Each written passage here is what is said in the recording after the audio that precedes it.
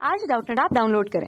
Doubtnut पर अपने सभी गणित, रसायन विज्ञान, भौतिक विज्ञान और जीव विज्ञान के डाउट्स का करो सफाया। बस प्रश्न की फोटो खींचो, एक ही प्रश्न को क्रॉप करो और तुरंत वीडियो सोल्यूशन पाओ। अभी डाउनलोड करें। नमस्कार दोस्तों, हमारा आज का प्रश्न है मूत्र निर्माण की प्रमुख प्रकार सहायक है। यानी कि हमें प्रश्न में पूछा गया है कि मूत्र निर्माण में कौन कौन से प्रकार सहायक है। तो दोस्तों इसमें 3 प्रकार होते हैं। उससे पहले हम देख लेते हैं कि मूत्र क्या होता है। दोस्तों मूत्र जो होता है यह हमारा एक प्रकार का उत्सर्जी पदार्थ होता है। क्या होता है? उत्सर्जी पदार्थ होता है। और यह जो उत्सर्जी पदार्थ होता है यह किडनी के द्वारा हम क्या करते हैं कि इस प्रकार के उत्सर्जी पदार्थों को निर्माण करते हैं। और किडनी को हम वृक्क के नाम से भी जानते हैं। और मानव के शरीर में वृक्क जो होते हैं यह जोड़ों में पाए जाते हैं, यानी कि 2 वृक्क होते हैं। और इसकी जो प्रमुख इकाई होती है वह नेफ्रॉन को कहा गया है, या नेफ्रॉन्स कहते हैं। ठीक है, इसकी इकाई किसे कहा गया है? नेफ्रॉन्स को। क्योंकि जो वृक्क नलिका होती है उसे हम नेफ्रॉन कहते हैं। और यह वृक्क नलिका क्या करती हैं कि जो उत्सर्ज्य पदार्थ होता है हमारा, जो कि मलमूत्र होता है, उस मलमूत्र का निर्माण में यह सहायता करती है। यह इसका प्रमुख भाग होता है। तो वृक्क का प्रमुख भाग वृक्क नलिका होती है, जिसे हम नेफ्रॉन कहते हैं। और यह इसकी सहायता करती है मूत्र बनाने में, जिससे क्या बनता है? मूत्र बनता है। ठीक है, अब हम देखते हैं कि इसमें कौन कौन से प्रकार होते हैं। तो इसमें 3 प्रकार के जो प्रकार होते हैं, सर्वप्रथम तो होता है कि ग्लोमेरुलर निस्पंदन। ठीक है, तो आइए दोस्तों हम इसे चित्र की सहायता से समझते हैं, जो कि पहला प्रकार होता है मूत्र निर्माण में सहायता करता है।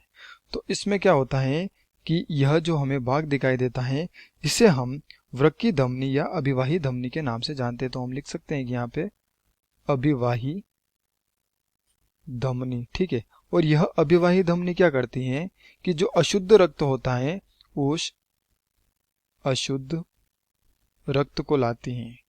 और उस अशुद्ध रक्त को लाने के बाद इस ग्लोमेरुलर यानी कि जो बोमन संपुट होता है इस बोमन संपुट के अंदर ले जाती हैं। और जो गुच्छा होता है इस गुच्छे को हम ग्लोमेरुलस गुच्छा के नाम से जानते हैं। तो यह क्या करती है? अभिवाही धमनी अशुद्ध रक्त को अंदर ले जाती हैं। और यह जो धमनी होती है यह चौड़ी होती हैं। ठीक है, और यहाँ से जो धमनी निकलती हैं उसे हम अभिवाही धमनी के नाम से जानते हैं। और यहाँ से शुद्ध रक्त निकलने का कार्य होता है, शुद्ध रक्त निकलता है, जिसे हम अपवाही धमनी के नाम से जानते हैं। अपवाही धमनी। ठीक है, और यह जो अपवाही धमनी होती हैं यह संकरी होती हैं, आकार में संकरी होती हैं, जिसके कारण दोस्तों यह तो चौड़ी होती हैं और यह संकरी होती है, जिसके कारण यहाँ पर एक दाब लगता है, जिसके कारण जो भी अशुद्ध रक्त में जो भी पदार्थ होते हैं वह यहाँ पर छनने लगते हैं। अब कौन कौन से होते हैं इसके अंतर्गत हम देख लेते हैं कि इसके अंतर्गत हम यहाँ लिख लेते हैं कि जल होता है। इस अशुद्ध रक्त के अंतर्गत क्या होता है? जल होता है।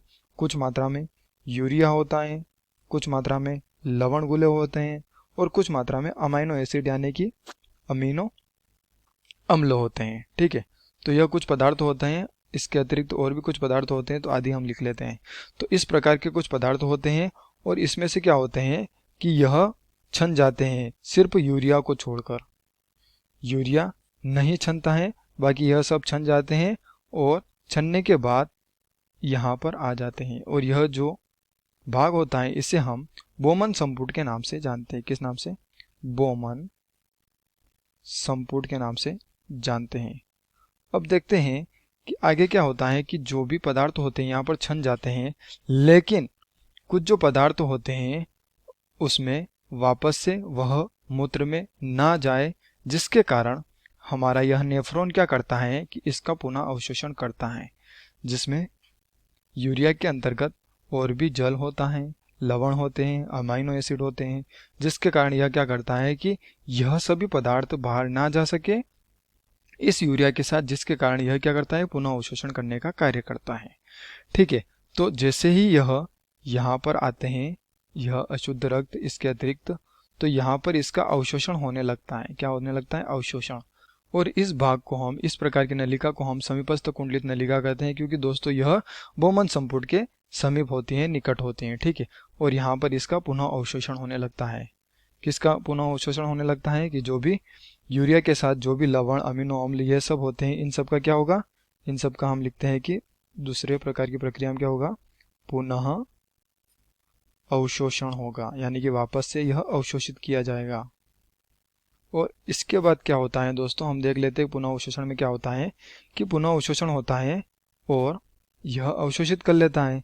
और यहाँ पर क्या होता है कि जो रुधिर केशिकाएं होती हैं, यह इस प्रकार से हम देख लेते हैं, बना लेते हैं इसमें कि रुधिर केशिकाएं होती हैं। ठीक है, यह रुधिर केशिकाएं, हम मान लेते हैं कि यह रुधिर केशिकाएं होती हैं। और यह जो रुधिर केशिका होती हैं, यह रुधिर केशिका आगे जाकर इस अपवाही धमनी से जुड़ जाती हैं। इस अपवाही धमनी से यह आगे जाकर जुड़ जाती हैं, जिसके कारण यहाँ से जो भी अवशोषण होता है, समीपस्थ कुंडलित नलिका, हेनले लूप तथा दूरस्थ कुंडलित नलिका में जो भी अवशोषण होता है, पुनः अवशोषण, वह यह सक कर लेती हैं। कौन सक कर लेती है? यह रुधिर केशिका सक कर लेती है और इसको वापस से इस धमनी में डाल देती है और यह शुद्ध हो जाता है। तो इसमें से जो भी लवण, अमाइनो एसिड और हमें या हमारे शरीर को जो भी पदार्थ की आवश्यकता होती है, अगर जल नहीं होगा तो जल का वापस से पुनः अवशोषण कर लेंगे। तो इस प्रकार से यह पुनः अवशोषण कर लेंगे। और इस प्रकार के जो दूसरा प्रकार होता है वह होता है पुनः अवशोषण। अब इसके बाद जो होता है वह होता है स्त्रावण। क्या होता है? स्त्रावण, यानी कि जिसे हम एक्सक्रिएशन के नाम से भी जानते हैं।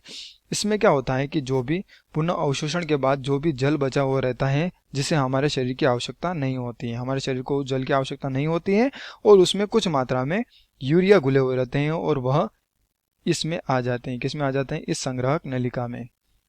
इस प्रकार की नलिका को हम संग्रह नलिका के नाम से जानते हैं, क्योंकि यह क्या करता है? यह मूत्र का संग्रहण करता है, जिसके कारण हम इसे संग्रह नलिका के नाम से जानते हैं। और इसमें क्या क्या होता है? इसमें जल होता है और कुछ मात्रा में यूरिया होता है, और इन दोनों को ही हमारे शरीर की आवश्यकता नहीं होती है।